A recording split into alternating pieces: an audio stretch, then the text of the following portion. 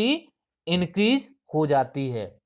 तो इसकी वजह से क्या होता है, सीजर आ जाता है या फिर मिर्गी आ जाती है पेशेंट को।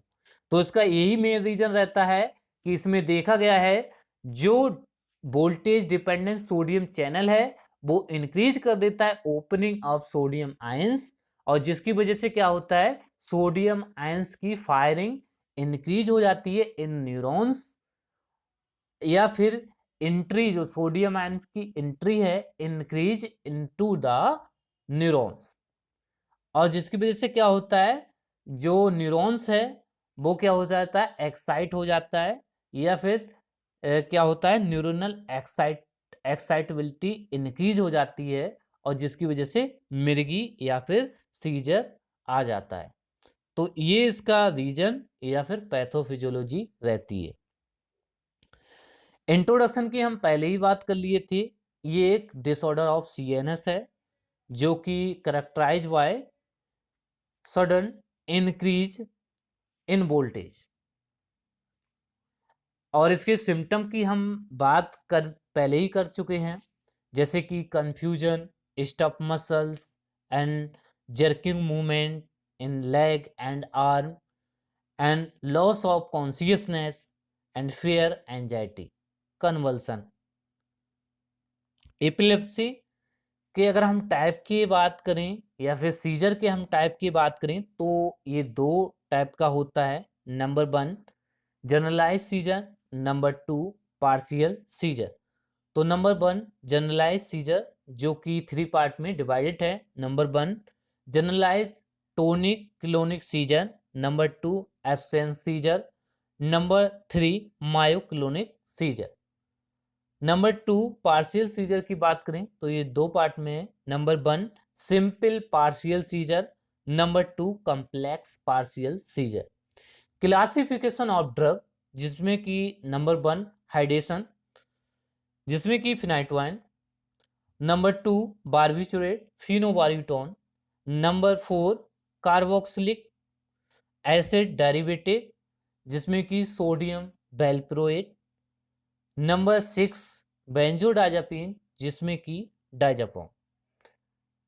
फिनाइटवाइन, phenobarbitone, डाइजापम,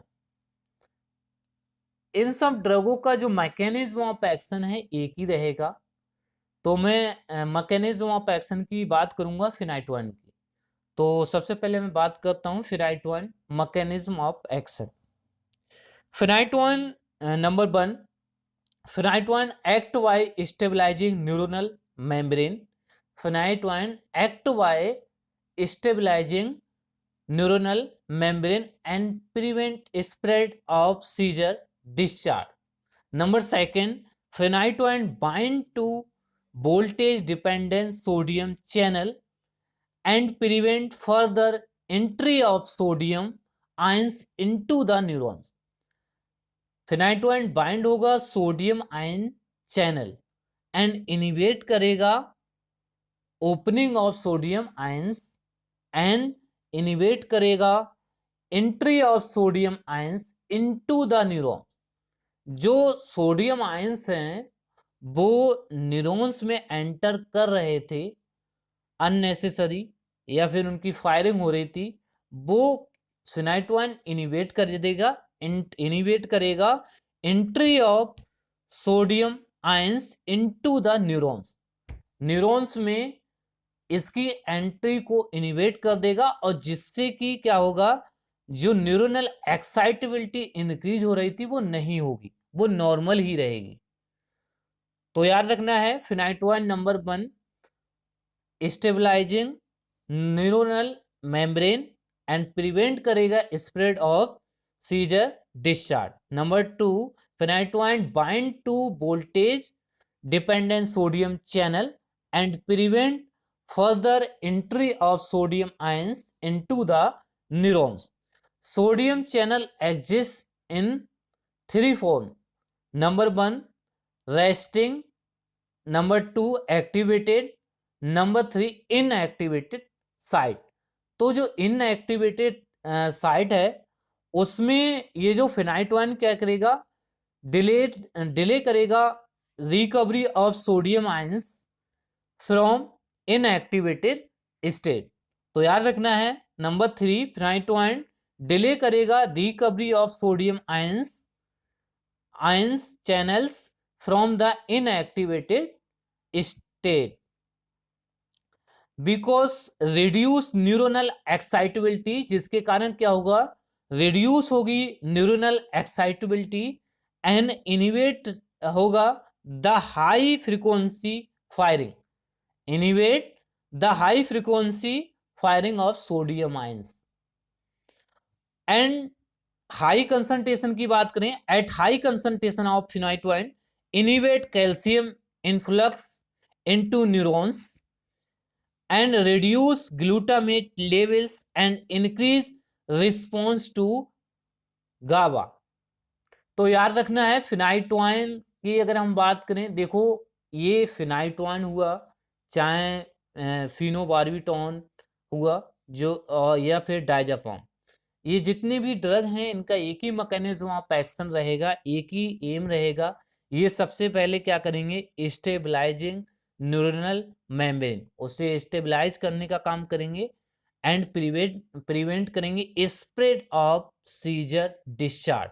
second, phenytoin bind to voltage dependent sodium channel and prevent further entry of sodium ions into the neurons and delay recovery of sodium ions channels from inactivated state, thereby reduce neuronal excitability and inhibit the high frequency firing of sodium ions।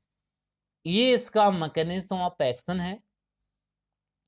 आप इसमें भी देख सकते हैं जो फिनाइटोइन drug है वो क्या करेगा, जो सोडियम आयंस की ओपनिंग है उसे इनिवेट कर देगा, उसे रोक देगा, इनएक्टिवेट कर देगा। सोडियम आयंस की ओपनिंग को नहीं ये बिल्कुल क्लोज कर देगा, ओपनिंग नहीं होने देगा, इनएक्टिवेटेड कर देगा, जिससे कि क्या होगा, जो न्यूरोनल एक्साइटेबिलिटी है वो डिक्रीज हो जाएगी, वो कम हो जाएगी, रिड्यूस हो जाएगी और सीजर जो है वो क्या होगा, एक तरीके से ट्रीट हो जाएगा, सीजर नहीं फिनिश हो जाएगा, एक तरीके से ये कह सकते हैं। तो याद रखना है जो हमारा ड्रग है वो स्टेबलाइज करेगा न्यूरल मेम्ब्रेन एंड बाइंड होगा सोडियम चैनल एंड इनिवेट करेगा entry of sodium ions into the neurons, जिसकी वजह से क्या होगा, न्यूरोनल एक्साइटेबिलिटी डिक्रीज हो जाएगी और सीजर ठीक हो जाएगा। फार्माकोकाइनेटिक की बात करें तो इसका जो एब्जॉर्प्शन है स्लो होगा जीआईटी ट्रैक के थ्रू, और ये widely distributed and highly bind to plasma proteins and metabolize by liver by hydroxylation and conjugation. Elimination by first order kinetics के द्वारा होगा इसका, एंड जो इसका एलिमिनेशन है लास्ट में जीरो ऑर्डर, जब जब ये एक इक्विलिब्रियम लेवल पे करेगा तब इसका पहले तो ये first order elimination of first order और उसके बाद जीरो ऑर्डर। एडवर्स इफेक्ट की बात करें तो इसमें जैसे कि hypertrophy and hyper sensitivity reaction like skin rashes and hepatic necrosis and hyperglycaemia and megaloblastic anaemia and osteomalacia and hypocalcaemia hypotension, ये कुछ इसके एडवर्स इफेक्ट हैं। कार्बामाजिपिन का सेम मैकेनिज्म ऑफ एक्शन रहेगा, ये सोडियम आयन के जो रिकवरी है उसे डिलीट करेगा और फ्रॉम इनएक्टिवेशन स्टेज। याद रखना है ये इसका जो मेन गोल है सेम है फिनाइटोइन, जो मैंने मैकेनिज्म ऑफ एक्शन बताया था फिनाइटोइन। यूजेस की हम बात करें तो इसका जो यूजेस हैं, generalize seizure, tonic and partial seizure में इनका यूज होता है। तो आज के लिए इतना ही। Thank you.